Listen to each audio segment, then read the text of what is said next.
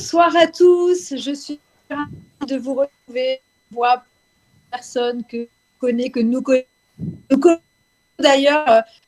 Et session room à 18h30 des speakers conférence club à être véritablement en famille. Et si vous ne nous connaissez pas et que c'est votre première participation, eh bien, bienvenue. Attention, vous risquez d'y prendre goût. Donc, effectivement, nous nous retrouvons tous les soirs à 18h30 avec pour objectif notamment de vous faire découvrir des nouvelles personnalités, des nouveaux conférenciers, des sujets plus variés les uns que les autres, de vous envoyer dans de nouveaux univers et surtout, bien, nous l'espérons, de pouvoir vous inspirer. Alors, merci à tous de votre présence et aujourd'hui, c'est avec Vincent Giraudot que nous allons aller découvrir un nouvel univers. Donc, c'est Vincent Giraudot qui nous a d'ailleurs rejoint récemment à la FCP et on lui souhaite vraiment la bienvenue. On est ravis qu'il nous rejoigne. AFCP, qui est l'Association française des conférenciers professionnels et qui est bien sûr co-organisateur de ces rooms. Et à ce titre, nous avons son président, Philippe Boulanger. Philippe, tu veux nous dire un petit coucou d'accueil ?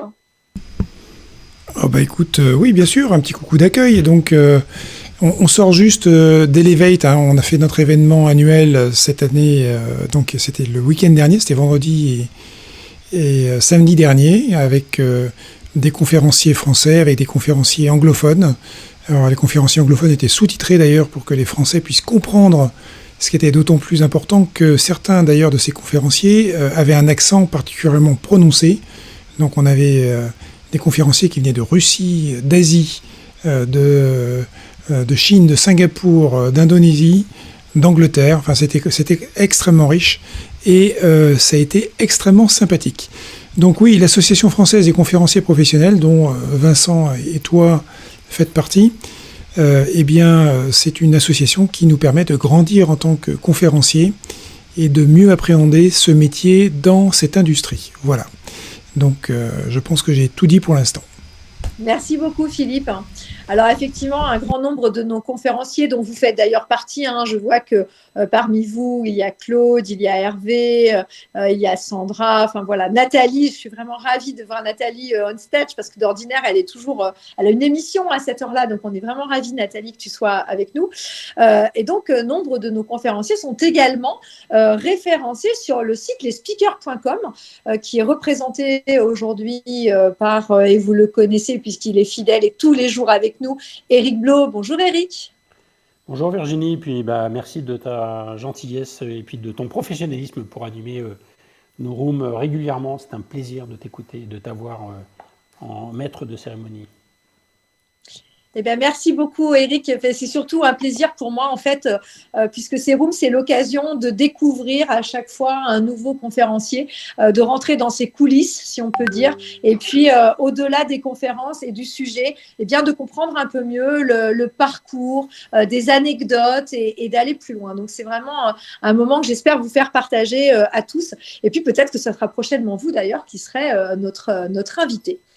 Alors, Vincent Giraudot, donc il est avec nous et sur Zoom également, puisqu'on a toujours cette passerelle qui nous permet d'enregistrer, puisque si jamais vous ne pouvez pas rester avec nous jusqu'à la fin, sachez que vous pourrez voir le replay sur la page YouTube de la FCP. Donc, nous enregistrons bien sûr tous ces propos. Nous allons vous donner la parole aussi, bien sûr. Donc, je vais d'abord prendre un moment pour présenter Vincent, lui donner la parole, échanger, vous révéler plein de choses. Et puis, lorsque vous voudrez, même dès le départ, hein, pourquoi pas, prendre la parole, n'hésitez pas à appuyer sur la petite main, lever la main, comme on dit, et je vous mettrai on stage si vous n'y êtes pas déjà. Vincent Giraudot, vous l'avez peut-être recherché sur Google quand on est un peu curieux. Et si vous allez sur le LinkedIn de Vincent, vous penserez peut-être même que vous vous êtes trompé de profil. Eh bien non, pas du tout. Vous y verrez en effet un créateur d'entreprise, le président de Iséis, qu'il a fondé en 2002, spécialisé dans l'accompagnement, le conseil et la formation sur des sujets comme la prévention, le management, l'environnement, la sécurité, le QVT. Et bientôt, vous allez comprendre les liens. Et avec un rayonnement national, puisque Vincent, tu as une dizaine d'agences avec une centaine de salariés sur notre territoire français. Alors, nous allons le rejoindre, bien sûr. Alors, nous n'allons pas frapper à la porte, mais nous allons tirer le rideau. Il est là, au milieu des chevaux. Je vous laisse imaginer, on est sur de l'oralité, donc on va presque fermer les yeux et se mettre dans le contexte. Et il est au milieu donc de cette piste avec les chevaux près des acrobates qui s'entraînent encore et encore avec des massues volantes sur la piste aux étoiles. J'espère que vous y êtes. En tout cas, pas besoin d'être enfant pour apprécier cette magie. D'ailleurs, le public de Vincent ne s'y trompe pas, ce sont bel et bien des adultes, des entreprises, des groupes même, tels que L'Oréal, Orange, Microsoft, Airbus, Samsung, qui font appel à lui.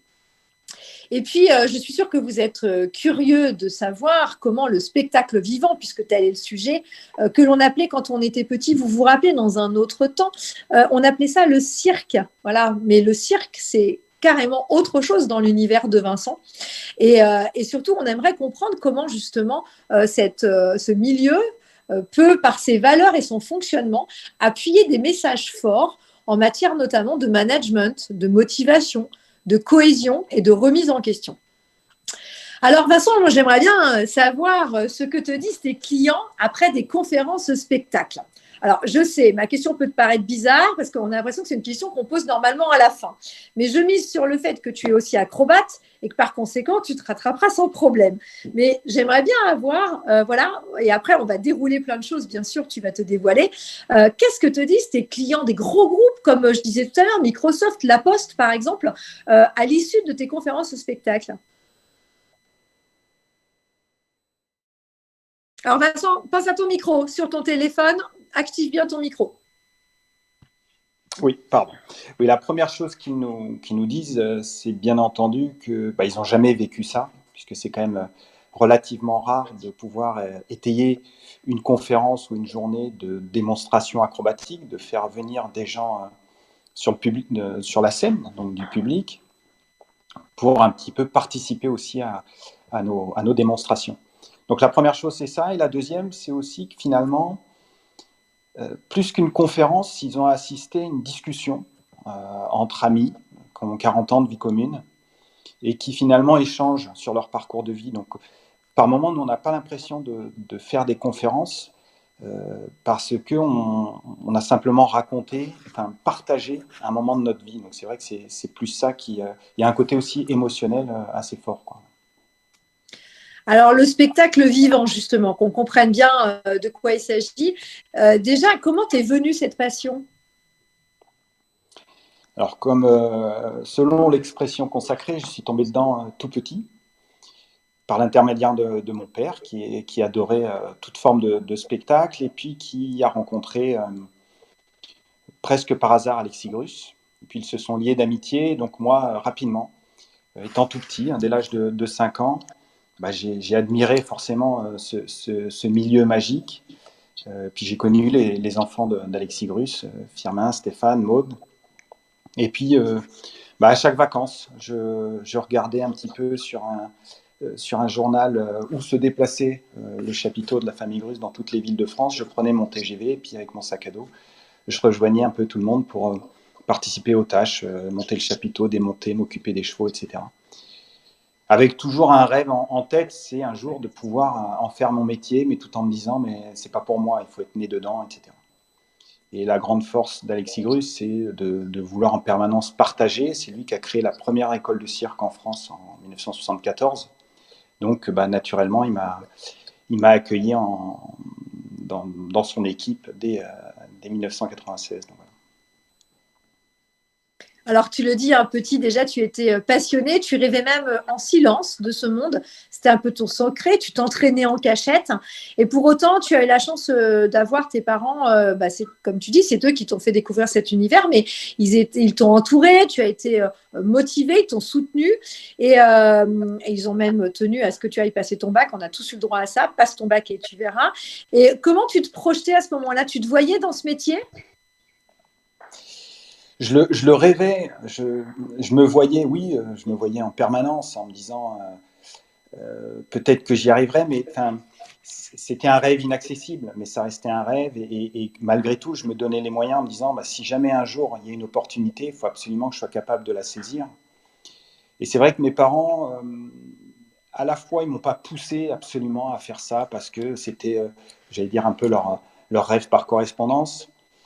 Et en même temps, ils m'ont jamais freiné en me disant un des clichés, il faut que tu fasses un vrai métier.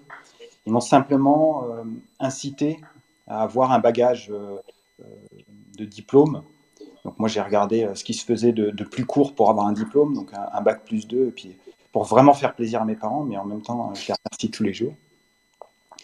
Et puis, oui, j'avais vraiment ce rêve en tête, donc dans mon jardin, voilà, je prenais mes massues, mes balles, je jonglais, etc. Mais en même temps, quand j'ai démarré ce métier-là, à 20 ans, globalement, je ne savais rien faire. J'étais très peu monté à cheval dans ma vie, enfin, quasiment pas. La première fois que je suis monté sur un cheval, en gros, c'était debout sur un cheval au galop. Donc, j'ai vraiment été baigné là-dedans, euh, à la fois très rapidement et puis très tard. Hein. Donc, c'est aussi une belle leçon de vie, c'est qu'on peut démarrer beaucoup de métiers très tard. Il faut simplement beaucoup travailler et puis écouter les anciens, les gens qui ont cette volonté de partager aussi ce savoir. C'est la vraie chance que j'ai eue, c'est d'avoir une famille extraordinaire, la famille Grus, qui a vraiment eu cette volonté de partager un petit peu et de m'apprendre toutes ces choses-là, quoi.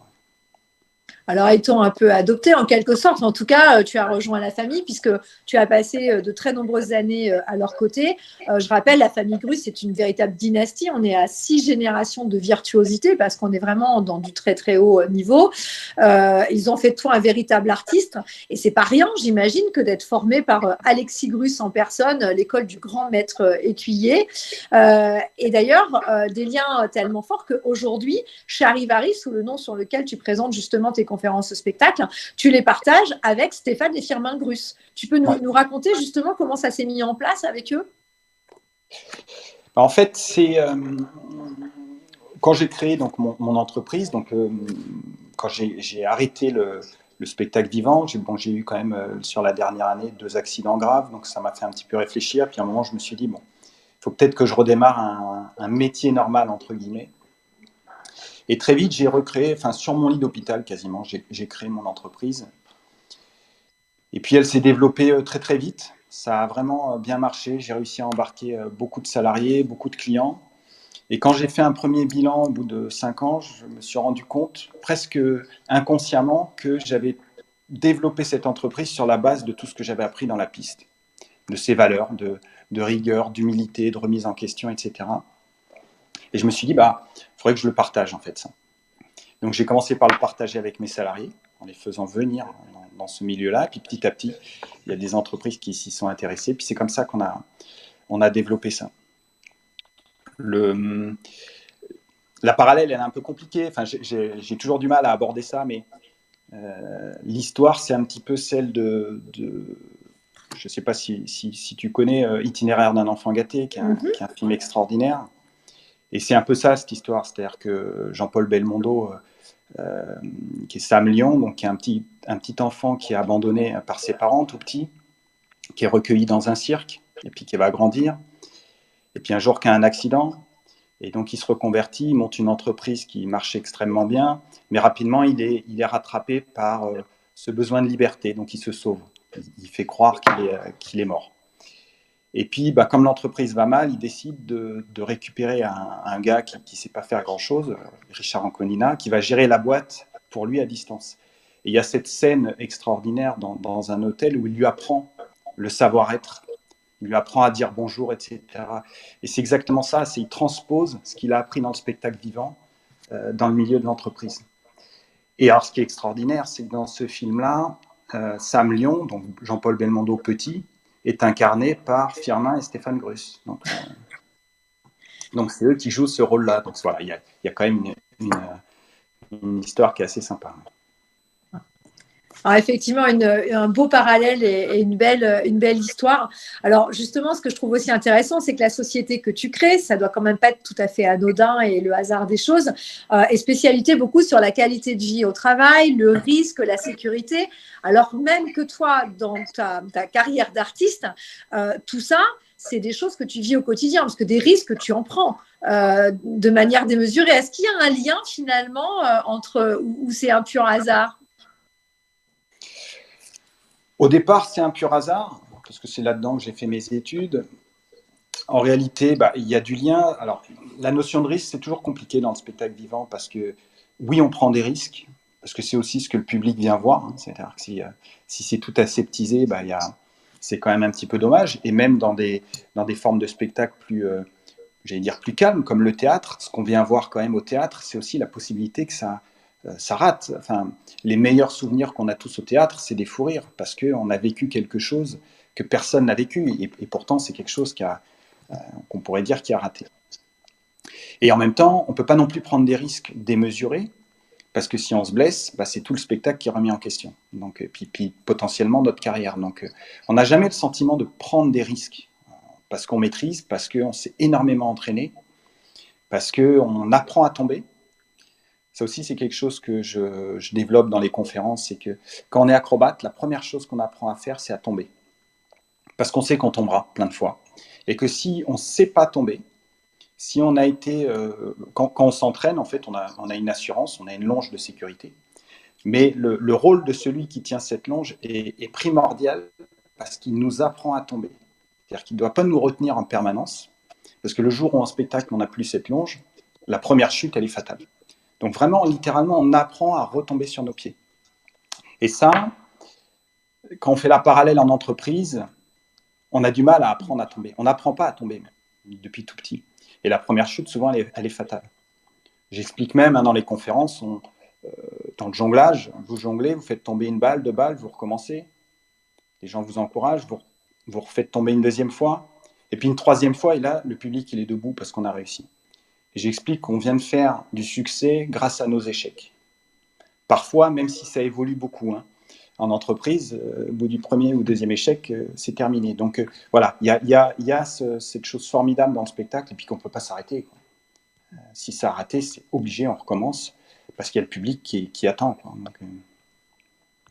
Donc, effectivement, c'est apprendre à tomber, se relever, analyser, recommencer encore et encore. Il y a une expression d'ailleurs d'Alexis Grouz que tu aimes bien citer, puisque comme tu l'as dit, c'est du travail. C'est le travail effacé par le travail. Je crois que ça t'a marqué, cette citation. Oui, il définit ainsi son art, et ouais, c'est vraiment ça. Quoi. Alors justement, notre titre, c'est Oser le déséquilibre. Alors on est en train de voir qu'effectivement, parfois, on peut perdre l'équilibre. Toi, ce que tu nous montres, c'est quoi? C'est que ce chemin, c'est une quête de l'équilibre. Est-ce qu'il faut être déséquilibré pour retrouver l'équilibre? Comment tu gères en fait justement cette approche autour de l'équilibre? Je dirais que non, il faut être équilibré pour pouvoir oser le déséquilibre. Le déséquilibre, finalement, il est là en permanence dans notre vie. Ce que beaucoup expliquent, hein, et ont expliqué avant moi, c'est que pour marcher, il faut se déséquilibrer. C'est-à-dire que le premier mouvement qu'on fait, c'est le mouvement du haut du corps qui part vers l'avant en situation de déséquilibre. Ce n'est pas les pieds qui avancent en premier. C'est le corps qui commence à se déséquilibrer. Si en effet les pieds ne bougent pas derrière, on tombe. Mais on prend ce premier risque. Mais pour pouvoir le faire, il faut d'abord être bien sur ses deux pieds. Donc d'abord avoir travaillé cet équilibre. Mais finalement, on peut faire plein de parallèles avec la musique. Pour ceux qui connaissent la musique, il y a un moment des improvisations qu'on appelle des chorus. Et là, on se déséquilibre, on part, on s'évade. Mais pour pouvoir faire ça, il faut avoir des bases solides, il faut connaître parfaitement la partition, le rythme, ce que sont en train de jouer les autres pour pouvoir revenir et rattraper l'orchestre au bon moment. Donc c'est ça, toute la vie, c'est avoir les bons équilibres, avoir des bonnes bases, et à ce moment-là, on peut commencer à s'échapper, s'évader, et c'est un vrai plaisir. Alors, tu parles de plaisir, mais j'imagine qu'avant, c'est un parcours exigeant, c'est une éducation stricte, il y a des valeurs qui sont extrêmement fortes, beaucoup de discipline, de travail, on l'a vu. Là encore, un leitmotiv d'Alexis Grouz, c'est qu'il faut donner l'impression aux gens que c'est facile. C'est ça qui est assez incroyable, c'est comment dans une discipline aussi difficile, avec un apprentissage permanent, on arrive à rendre et à donner l'impression que c'est facile. C'est le travail.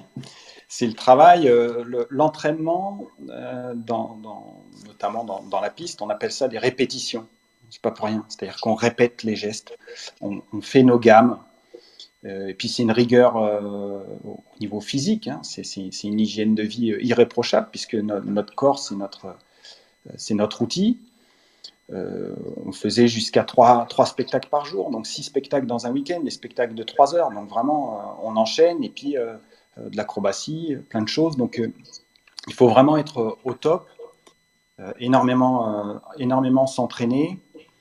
Et en même temps, il y a quand même aussi ce plaisir ce qu'on n'a pas beaucoup dans les entreprises et que toi, tu dois connaître, et puis tous les conférenciers ici connaissent, c'est que tu as un retour direct de ton client qui est le public. Donc, tu sais quand ça plaît. Et puis, il y a une espèce d'engrenage aussi. On explique dans les conférences qu'il n'y a pas de bon et de mauvais public dans le spectacle vivant.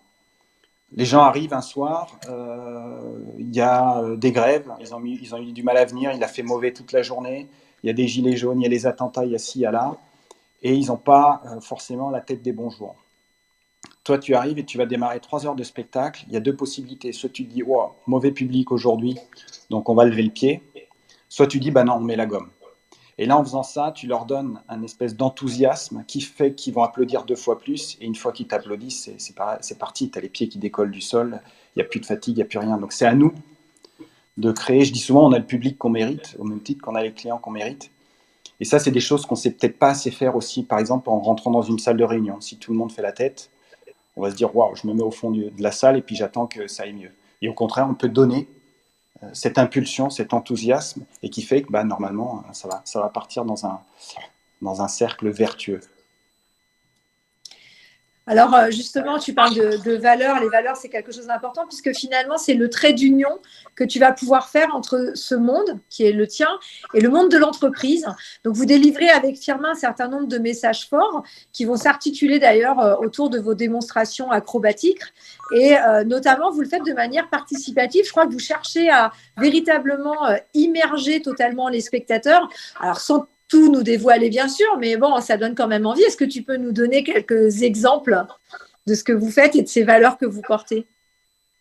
Dans les exemples, on fait un petit peu de jonglerie, mais de la jonglerie particulière, on fait avec ce qu'on appelle des passages. Donc, c'est une technique de jonglage où on s'envoie des accessoires.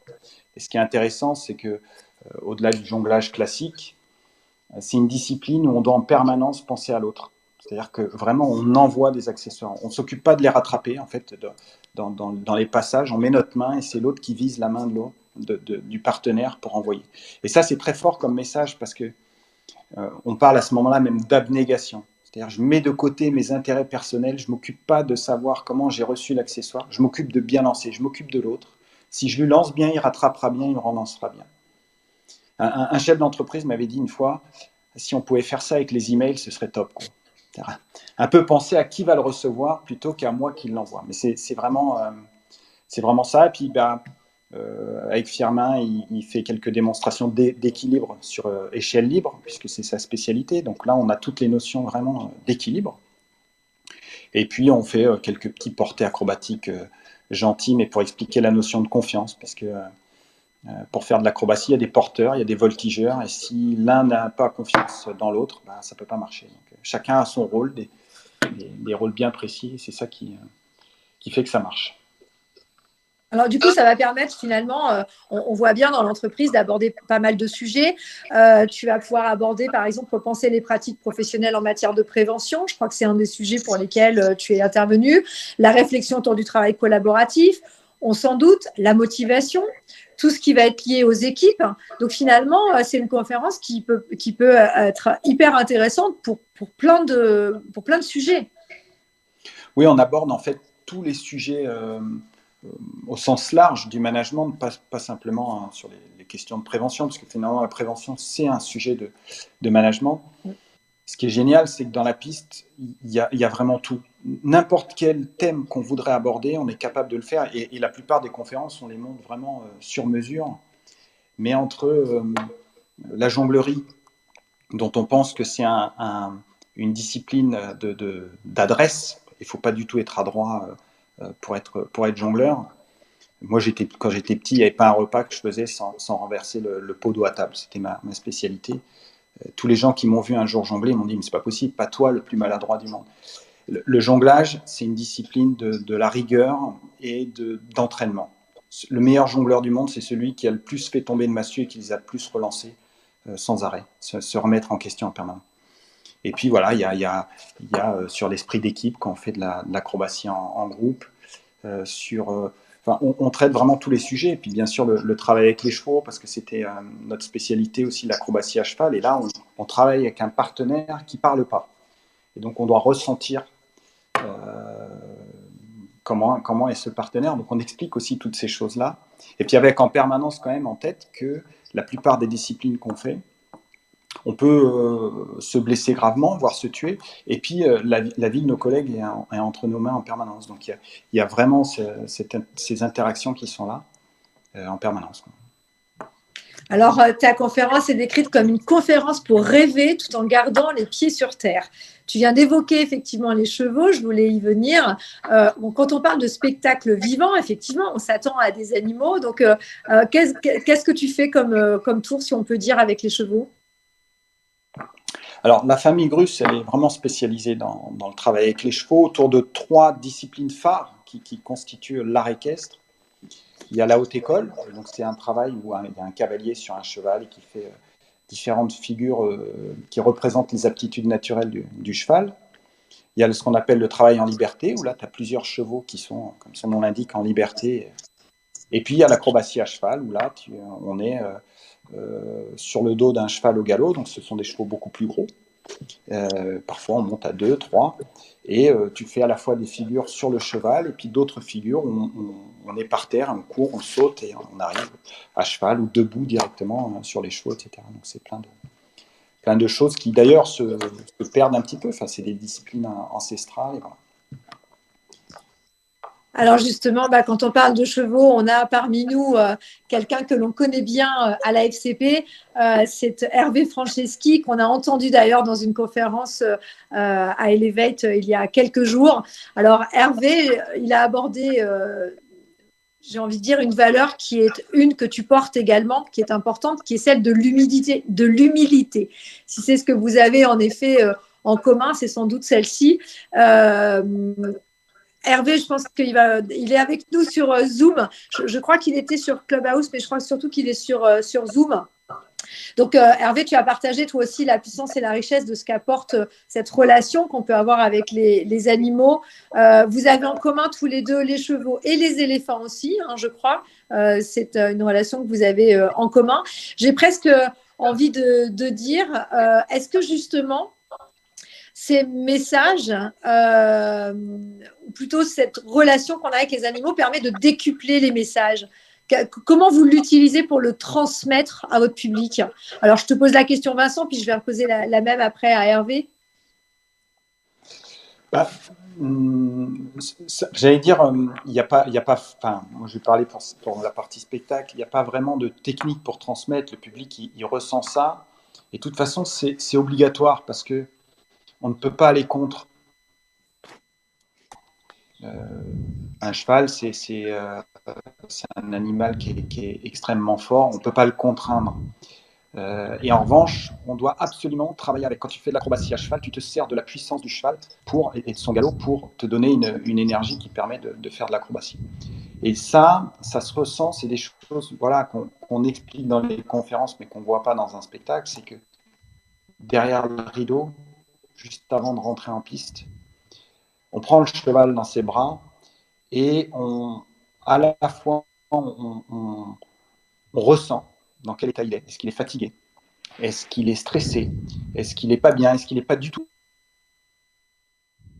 On peut éventuellement le booster, on lui parle, parce qu'on a absolument besoin de savoir dans quel état il est, parce que dans 2-3 minutes, on rentre en piste et notre vie va aussi dépendre de lui, puis on a envie que ça réussisse ensemble. Et ça, j'explique souvent que, pareil, en entreprise, on ne sait pas forcément faire ça. On a le célèbre « comment ça va ?» dont on n'écoute pas la réponse. Et on a une chance formidable, c'est d'avoir des gens en face de nous qui nous parlent, mais on n'écoute pas la réponse, alors que le cheval, il ne parle pas. Et on doit ressentir ça. Et ça, c'est très, très fort. Alors Hervé, tu es parmi nous. Du coup, j'étais sur Zoom et sur Clubhouse, mais je vois que tu es sur Clubhouse. Donc, si tu as bien coupé tes micros sur Zoom, tu veux intervenir, j'imagine? La question, c'était, redis-moi la question, parce que j'écoutais religieusement Vincent. Bon, en fait, il n'y a pas vraiment de question. Moi, j'ai surtout envie que tu fasses le parallèle de ce que tu vis. Vous avez échangé tous les deux, je sais, avec Vincent. Vous avez cette relation aux animaux qui est un point commun que finalement, vous comprenez bien tous les deux.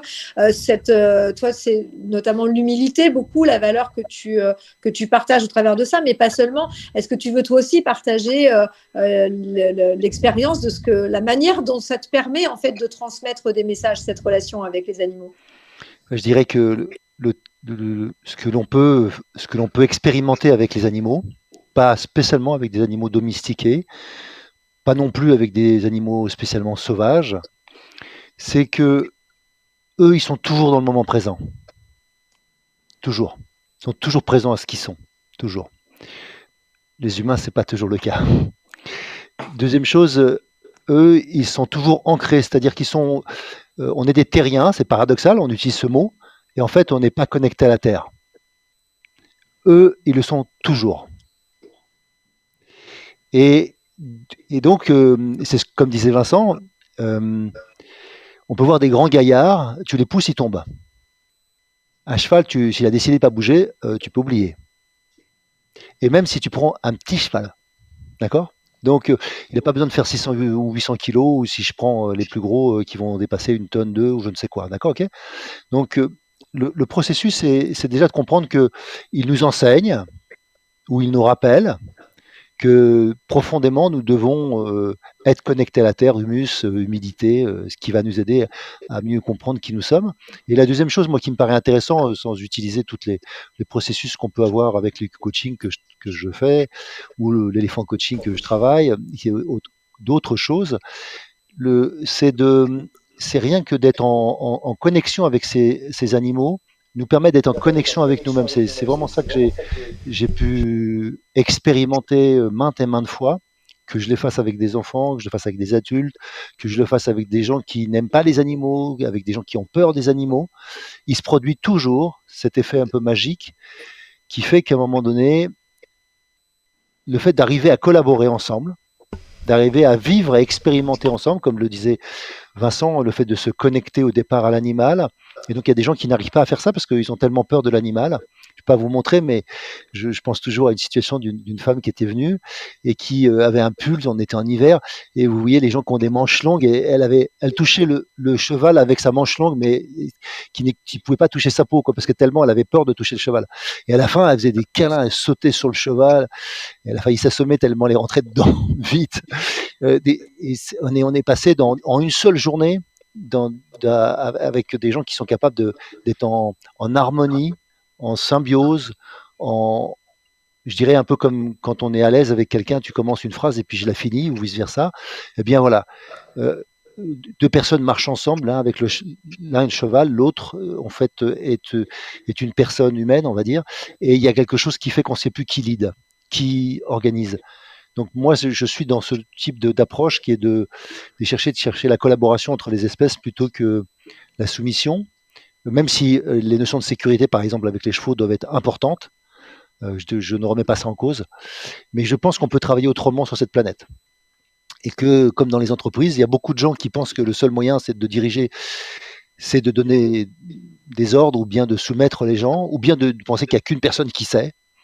C'est tellement moins puissant que par l'intelligence collective. C'est aussi ça qu'il nous enseigne. Oui, moi, les deux enseignements aussi que je tire, c'est le cheval, il ne triche jamais et il se trompe rarement. C'est plutôt le cavalier qui se trompe.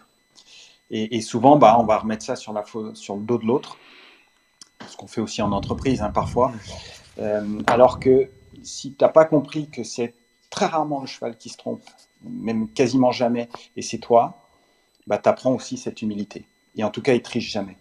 Et ça, c'est un point super important. Et puis, c'est ce que tu as dit aussi, Hervé, c'est qu'une fois que tu as compris que tu n'es pas le plus fort, et qu'en tout cas, ce n'est pas par la force qu'on gère, moi, c'est la première chose tout de suite que je me suis dit dès mon premier salarié. Alors, ne faisons pas de parallèles malheureuses, mais je me suis dit, tu n'es pas le plus fort.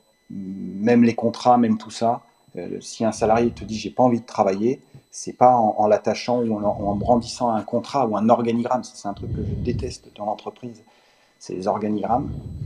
Non, c'est comment lui donner envie, tout simplement, de bien faire. Et moi, j'ai toujours managé comme ça, en me disant, qu'est-ce qui va faire que demain, ils vont se lever avec l'envie d'aller travailler et pas aller brandir un pseudo-contrat ou un espèce d'organigramme, quoi. Donc, ça m'a énormément aidé. Ouais.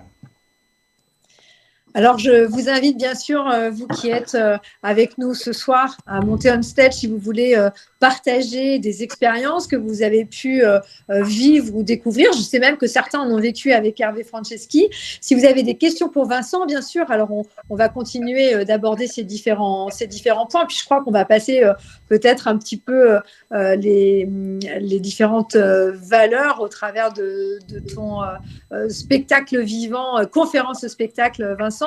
Est-ce que tu as une anecdote peut-être d'ailleurs à nous raconter, Vincent? Alors je vois qu'une main est levée, donc je vais lever la main le temps que tu nous racontes peut-être cette anecdote concernant notamment la relation avec... Parce que finalement, pendant la conférence spectacle, tu amènes des chevaux ou pas sur ce genre de prestations?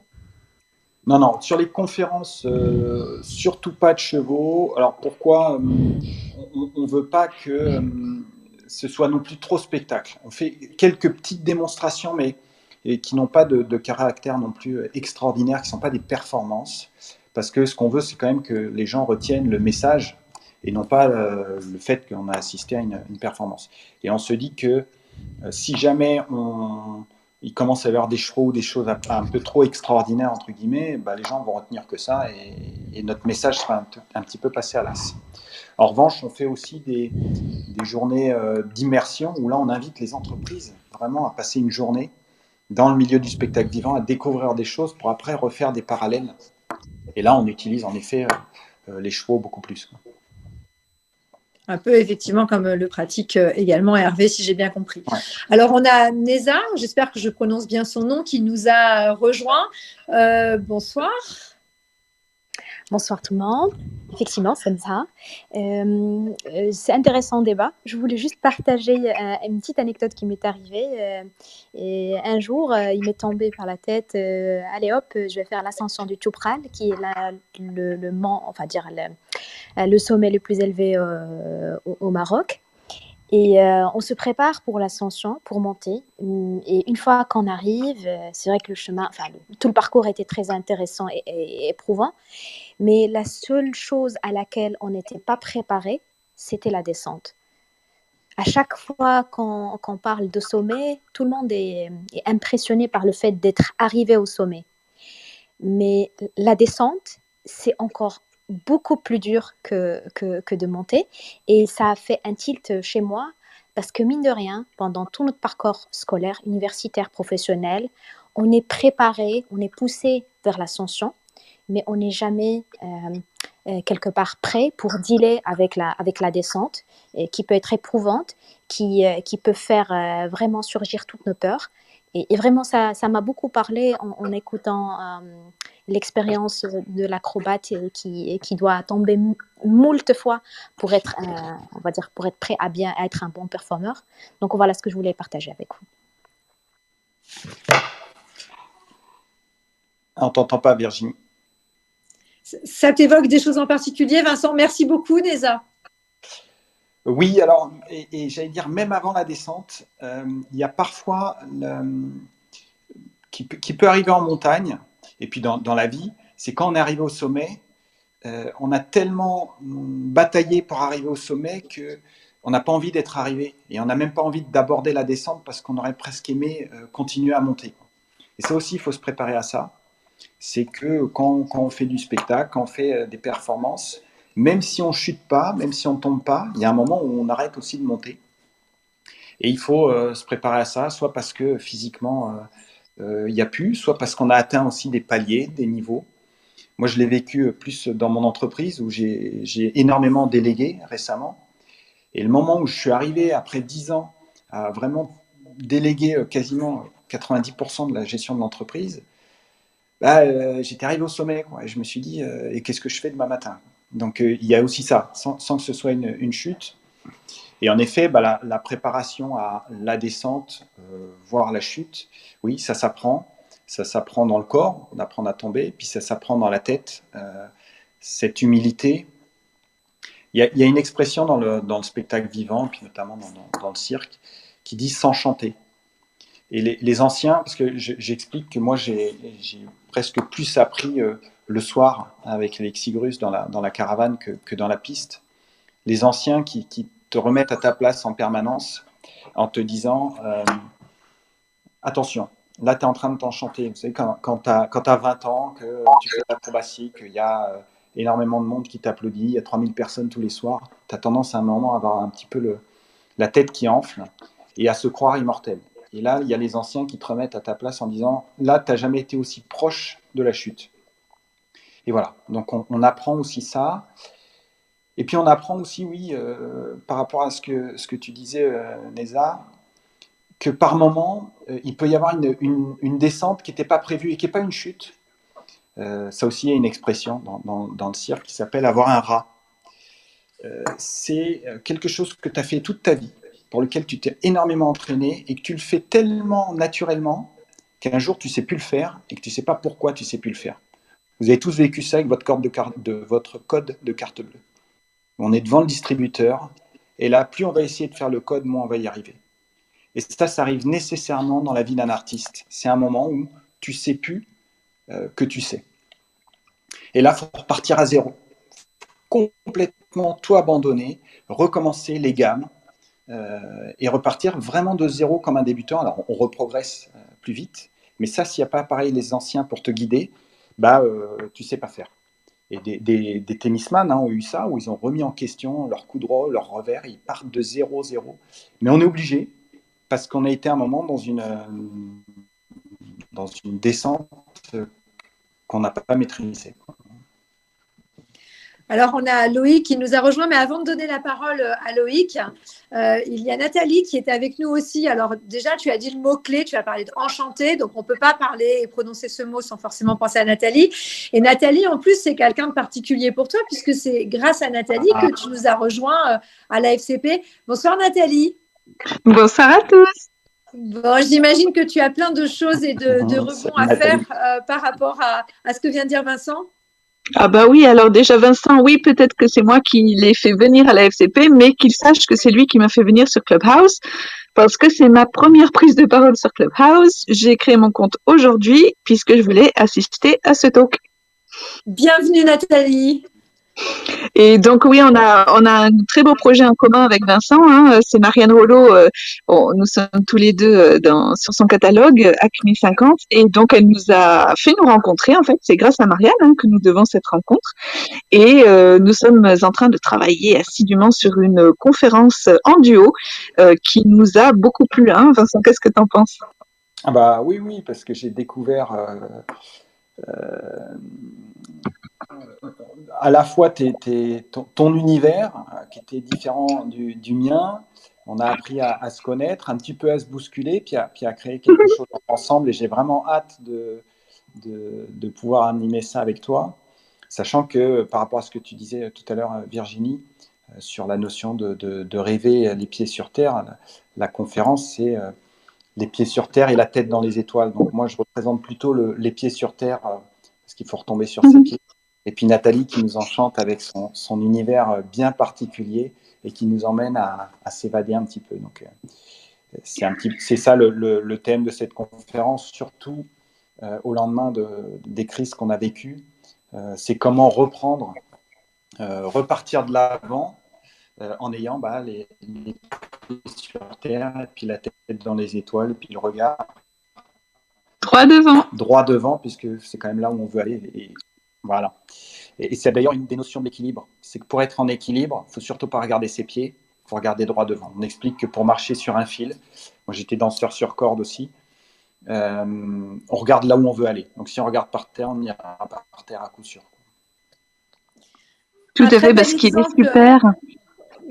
Un très bel exemple, Nathalie, vraiment de deux conférenciers qui vont coupler, alors que c'est vrai que vous êtes finalement dans des univers différents. Tu peux nous en dire un peu plus, Nathalie, parce que là, tous les deux, vous éveillez quand même notre curiosité sur la manière dont on a un conférencier sur un sujet, une conférencière sur un autre, et hop, vous nous mettez tout ça dans la moulinette et vous nous faites une nouvelle conférence. Ah bah c'est super, c'est vraiment, il faut se renseigner auprès de Marianne Rollo, parce que c'est elle qui a tous les détails du programme et comment proposer cette conférence à ses équipes, à ses conférenciers, à ses entreprises, etc. En fait, l'idée, on a beaucoup discuté tous les deux. On s'est effectivement aperçu qu'on avait de grandes différences, de grands axes en fait de pensée différents. Et ce qui était super, c'était de trouver l'endroit où ils se rejoignaient et de faire en fait notre conférence sur ces thématiques-là, c'est-à-dire de partir avec les pieds sur terre pour Vincent, moi arriver un peu faux folle, tu me connais, avec la tête dans les étoiles, il faut rêver les gars, etc. Et après de faire l'amalgame de ça et de voir en fait que c'est des forces et que en les joignant, on arrive à être encore plus fort, et lui et moi, et donc le public. Ouais, puis en se découvrant à chaque fois un petit peu plus, alors j'allais dire en découvrant l'autre, Attention Vincent. et en se découvrant nous aussi, parce que moi j'ai appris aussi à me libérer un petit peu. Et à ce titre, je voudrais quand même à nouveau remercier tous les gens à la FCP, parce qu'il y a vraiment, moi j'ai découvert ça il y a pas longtemps, mais il y a vraiment un état d'esprit et une volonté d'échange. Voilà, c'est pas une association où les gens se sentent, j'allais dire, concurrents les uns des autres et on se regarde un petit peu bizarrement. Au contraire, il y a un vrai accueil, il y a une vraie bienveillance. Et la preuve, c'est que voilà, avec Nathalie, ça a marché tout de suite. Et puis avec plein d'autres, enfin, moi, depuis que j'ai découvert cette association, il n'y a qu'une envie, c'est d'aller vers les autres parce que il y a cet état d'esprit qui est assez unique. Ouais, on est d'accord. Alors, je vais donner la parole à Loïc, puisque Loïc nous a rejoint il y a déjà quelques minutes. Loïc, qu'est-ce que t'inspire la présentation qu'on a fait jusqu'à présent de Vincent, ou qu'est-ce que tu voulais nous partager?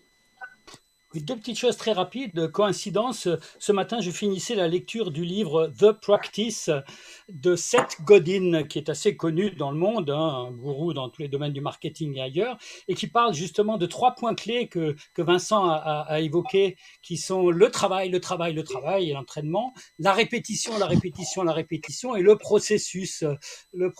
Alors Vincent, moi ma question c'est, y a-t-il un ou deux autres points clés absolument importants à retenir quand on veut soi-même devenir dans son domaine un maître, un artiste, comme tu le montres, un artiste qui fait son business, quoi, en fait. Dans le monde du business, moi, l'autre parallèle avec les chevaux que j'ai vite compris et mis en application. Alors, je vais encore citer Alexis Grus parce que c'est tellement un personnage à la fois extraordinaire et important pour moi. Il dit, dans mon écurie, j'ai 50 chevaux, j'ai 50 méthodes d'enseignement différentes. Et du coup, j'ai 50 élèves premiers de leur classe. Et moi, dans le management, c'est vraiment tout de suite ça que j'ai compris, c'est qu'il n'y a pas, pour moi, il n'y a pas une méthode de management. Il y en a autant que de personnes. C'est ça qui est très difficile et en même temps, c'est ça qui est génial. C'est qu'on doit s'adapter en permanence. Et c'est même pas s'adapter à chaque personne en permanence, c'est chaque jour. C'est-à-dire qu'il y a une personne qui fonctionne de telle manière et puis demain, pour des raisons professionnelles, personnelles, va fonctionner d'une autre manière le lendemain. Il va falloir se remettre en question, s'adapter, etc. Et en même temps, c'est ce qui fait la force et la puissance de ce qu'on arrive à produire ensemble. Et moi, c'est ce qui me plaît dans toutes les entreprises que j'ai créées. C'est pas les contrats, c'est pas ce qu'on a réalisé, c'est vraiment les rencontres, ce qu'on arrive à faire avec des gens. Et pour arriver à ça, il faut écouter, faut échanger. Donc, on a beaucoup parlé du travail avec les chevaux, mais quand vous êtes des artistes en piste, et puis ça peut être dans le théâtre, ça peut être dans plein de choses, il y a une telle dépendance et un résultat direct vis-à-vis du public que c'est hyper fort ce qu'on vit. Et on est capable quand même de retranscrire ça dans l'entreprise. Et je pense qu'on ne le fait pas assez. Et c'est vraiment génial, quoi. Alors, n'hésitez pas, vous aussi, bien sûr, à monter on stage. Pour ceux qui nous ont rejoints, parce que je vois que vous êtes de plus en plus nombreux, donc cette room est organisée avec l'AFCP, lesspeakers.com, puisque tous les soirs à 18h30, nous mettons en avant, nous abordons différents sujets et nous découvrons des nouveaux conférenciers. Et aujourd'hui, avec nous, donc Vincent Giraudot, qui propose une conférence spectacle dans le cadre du spectacle vivant qui s'appelle « Oser le déséquilibre ». Est-ce que Loïc, tu as d'autres questions pour Vincent ou où sa réponse déjà est claire. Alors, moi, Loïc, j'ai envie de dire qu'il n'y a pas de hasard, tu sais.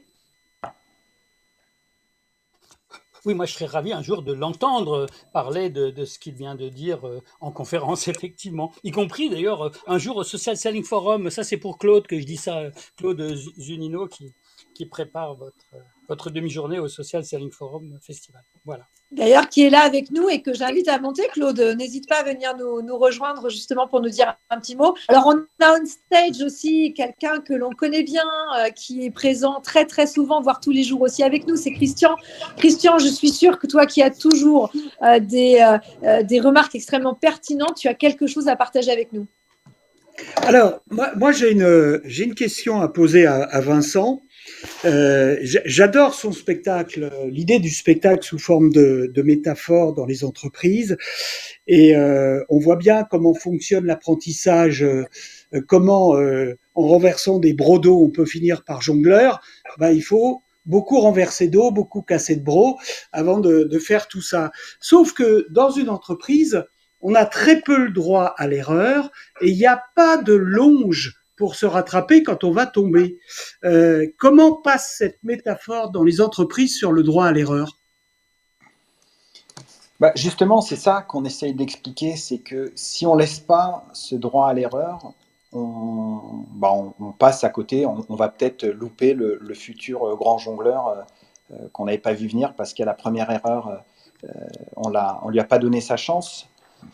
Et même ce que je disais tout à l'heure, hein, ce qu'on explique, c'est que dans le spectacle vivant, quand on rate une fois, deux fois, trois fois, à la quatrième, quand ça réussit, on l'a tous vécu, tout le public est debout, quoi. Et donc, ça prouve bien que si on a fait ce qu'il fallait pour analyser ses erreurs, qu'on a accompagné ça, etc., à la fin, on peut même faire du succès malgré ses erreurs, voire même, j'allais dire, grâce à ses erreurs. Grâce à ses erreurs. Ouais. Alors, oui. J'aime pas le mot grâce parce que je fais une petite, je livre aussi des petits secrets, mais ça se fait de moins en moins. Mais dans le temps, dans le cirque, il y a un terme qui s'appelait les chiquets, c'est-à-dire qu'on faisait semblant de rater une fois, deux fois, on faisait monter la pression pour que. Donc ça, c'était jamais trop apprécié chez les professionnels parce que on n'aime pas ceux qui font un petit peu monter la pression, mais qu'on voit dans d'autres choses. Hein, le joueur de foot qui se roule 4 fois par terre, puis finalement qui se relève d'un coup, pensant qu'on va penser qu'il est courageux. Mais voilà, donc mais voilà, il y en a qui en jouaient par moment, et ça permet de valoriser. Mais alors attention aussi à favoriser l'échec, parce que faut pas non plus favoriser l'échec, parce qu'il faut faire attention aussi Moi, j'ai créé une start-up il n'y a pas longtemps, donc j'ai découvert aussi cet univers. Et par moments, on a aussi des gens qui dans l'entrepreneuriat aujourd'hui, ont tendance à se satisfaire de plein d'échecs, quoi. Et il faut savoir que quand on a un échec, parfois on embarque des gens avec soi aussi. Donc, il faut faire attention à ça. Faut l'accepter, mais en mesurant aussi les conséquences. Et puis, à condition d'analyser et quand même de tout faire pour que ça ne se reproduise pas. Parce que si je refais la parallèle avec le spectacle, quand on échoue 3 fois et qu'on réussit la 4e, le public est debout. En revanche, si on échoue 5 fois, 6 fois, 7 fois, on commence à avoir l'air pas malin. Donc, voilà.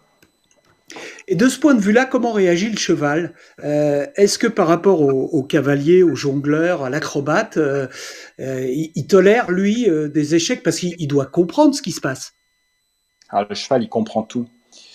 Ça, c'est un vrai travail quand on fait notamment de l'acrobatie à cheval. Le cheval, il a une mémoire extraordinaire. Alors, Hervé n'est plus là, mais il a beaucoup plus de mémoire que l'éléphant, en fait. Et le cheval, il y a un jeu aussi, hein, quand vous êtes sur le dos d'un cheval au galop, debout. Si vous tombez en faisant une figure particulière, le cheval va se dire « Ah, tiens, il est tombé, moi, ça m'évite de refaire un tour ou deux en plus. Donc, la prochaine fois qu'il fait ça, hop, je vais refaire le même truc et je vais le faire tomber. » Donc, on doit ne jamais, jamais, jamais être dans la routine. Et ça aussi, c'est quelque chose que m'a appris le spectacle vivant, c'est à détester la routine. Et ce qui fait qu'on se remet en question en permanence, parce que dès qu'on est dans une espèce de routine, c'est fini. On est déjà en train de décélérer, voire de ralentir, voire de commencer à tomber. Et ça, le cheval, vous avez des gens des fois qui vous disent « Ah, mon cheval, il est intelligent, il connaît par cœur le chemin pour retourner dans son box. Non, c'est juste qu'il l'a fait déjà 2000 fois et qu'il refait le même geste. Mais si vous déplacez le box de 2 mètres, il va dans le box d'à côté. Donc, c'est un animal qui repère énormément les codes, les routines, donc ce qui est génial pour certaines choses, et puis embêtante pour d'autres. Donc on doit aussi travailler à ça pour ne pas l'habituer et pas lui donner des mauvaises habitudes. Mais c'est très intéressant aussi pour, par exemple, l'éducation des enfants. Merci Vincent. Beaucoup de parallèles à faire, effectivement. Et d'ailleurs, il y en a un sur lequel on va revenir juste après. Je vais donner la parole à Claude puisqu'elle nous a rejoint. Bonsoir Claude. Bonsoir à tous les amis et merci Virginie. J'ai bien noté Loïc en passant. Hein. Et Vincent, j'ai en fait une question puisque tu nous as beaucoup parlé de conférences spectacles sur le management. Donc moi, c'est aussi un thème de prédilection et notamment le management participatif. Et donc, je voulais savoir comment tu mettais en application ce management, parce que manager est une chose. Dans les conférences, l'important, c'est de faire expérimenter les gens. Donc, quels sont tes secrets quand tu utilises l'acrobatie pour faire en sorte que les managers prennent conscience, réalisent et puis évoluent et prennent de la hauteur, échangent dans leur façon de manager? Il y a plein de choses. Il y a un petit peu ce que j'ai expliqué tout à l'heure sur la jonglerie et les passages. On explique justement que quand on fait ces passages, on pense uniquement à l'autre et aux accessoires qu'on envoie, et c'est ça qui fait la réussite. Et je pense que dans beaucoup de choses qu'on fait en entreprise, si on pensait davantage aux autres, on serait même mieux nous-mêmes. C'est pour ça que souvent, je dis, tiens, l'organisateur de la conférence m'a demandé de parler de bienveillance. Et moi, j'aime pas ça. Donc, on va plutôt parler d'abnégation. La bienveillance, c'est vraiment penser aux autres. L'abnégation, c'est mettre de côté ses intérêts personnels au profit d'autrui. C'est beaucoup plus engageant, mais parce qu'on est obligé. Dans le spectacle vivant, il y a des vies en jeu. Je reprends un exemple, mais un autre exemple sur la notion de confiance. La confiance, ça s'acquiert, mais ça se donne aussi. On dit bien donner confiance. Par exemple, l'acrobatie, un truc tout simple, enfin, pour nous qui est tout simple, qui va peut-être vous paraître compliqué, porter quelqu'un debout sur vos épaules. C'est pas ce qu'il y a de plus compliqué en acrobatie. On pourrait se dire que ce qu'on appelle le voltigeur, celui qui est debout sur les épaules du porteur, il n'a rien à faire. En réalité, il doit donner confiance à son porteur. Il doit se mettre dans une position et se laisser porter par l'autre sans jamais chercher son équilibre. Donc vous êtes à 2 mètres de haut sur quelque chose de relativement instable et vous devez complètement vous abandonner à votre porteur qui est en dessous.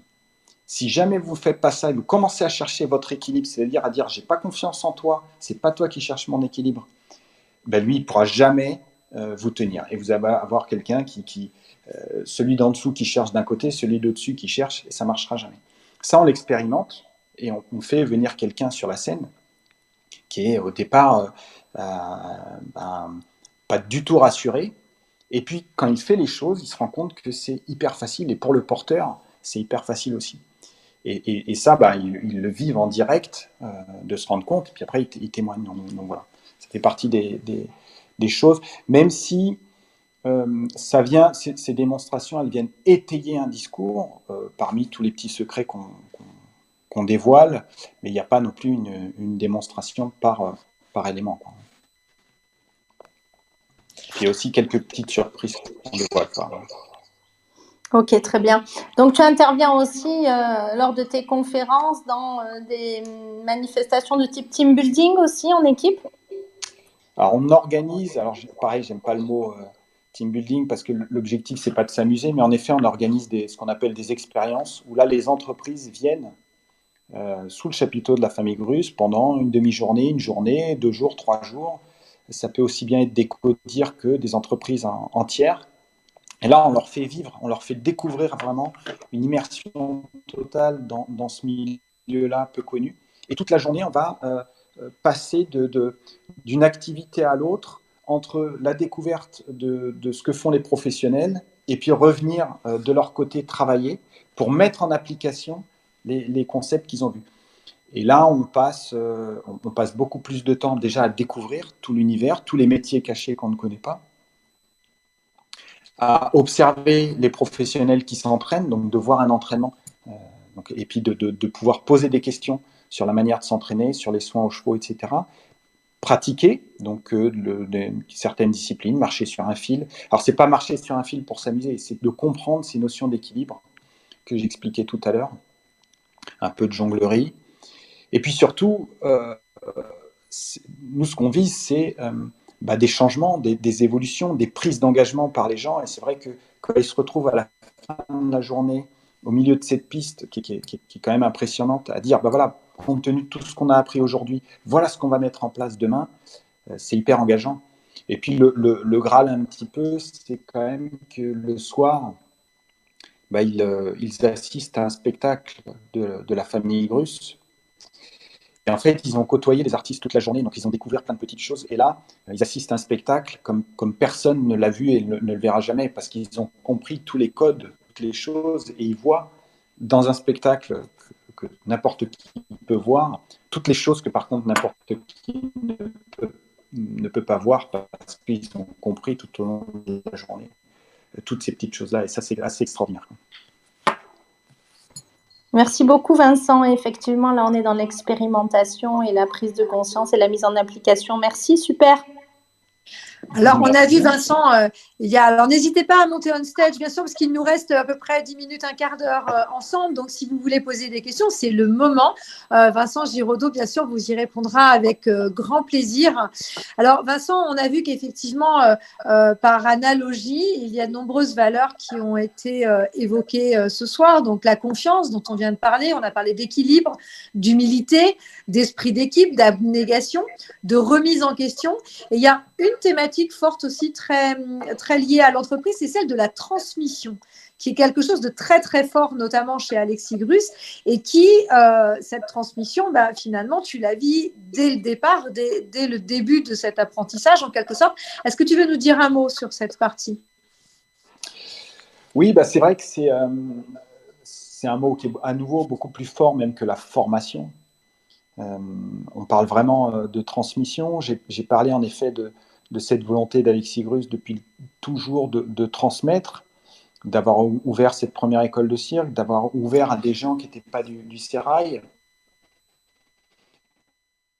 Moi, il y a quelque chose qui marque souvent.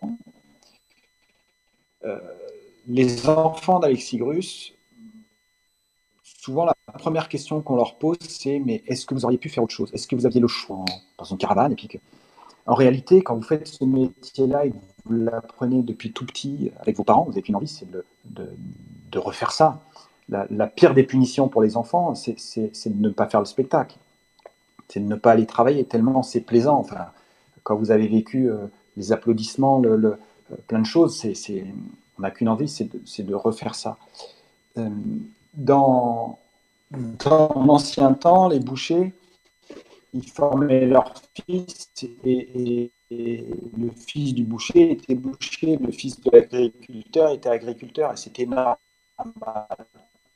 Et puis c'est des métiers qui sont devenus tellement durs, compliqués, qu'aujourd'hui l'agriculteur il dit mon fils, si tu peux être informaticien, c'est quand même mieux. Il n'y a plus cette transmission. Et il y a quasiment que dans le spectacle où ça reste. Et du coup, c'est devenu presque anormal, alors que ça a toujours été normal. Et pourquoi c'est comme ça ? C'est qu'ils transmettent cette passion. Au-delà d'un métier, au-delà de la technique, ils transmettent surtout une passion.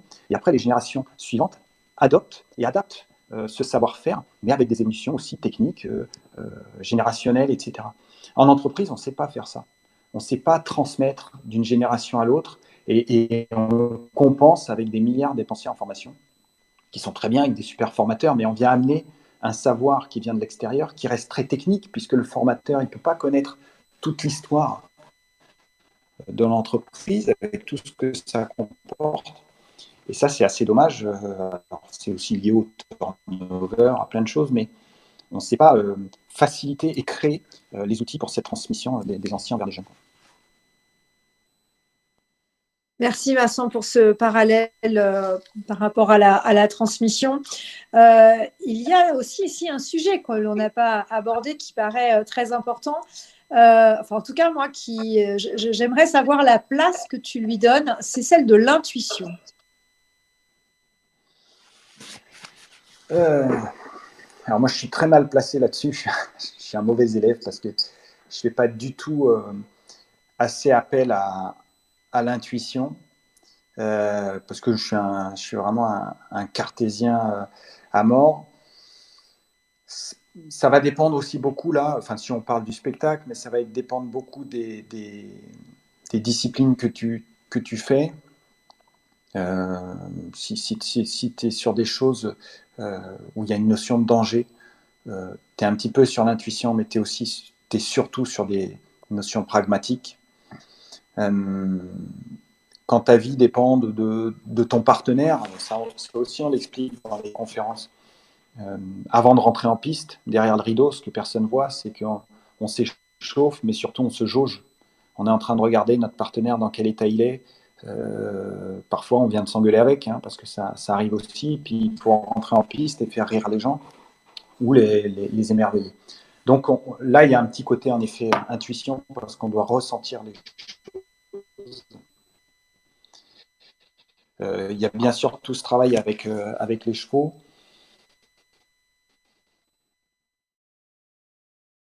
Et c'est vrai que ce qu'on a appris derrière le rideau, de sentir comment sont les gens et d'essayer de s'adapter et de ne pas être sur nos certitudes, ça sert aussi en management dans l'entreprise, d'essayer en permanence de ressentir comment sont les gens.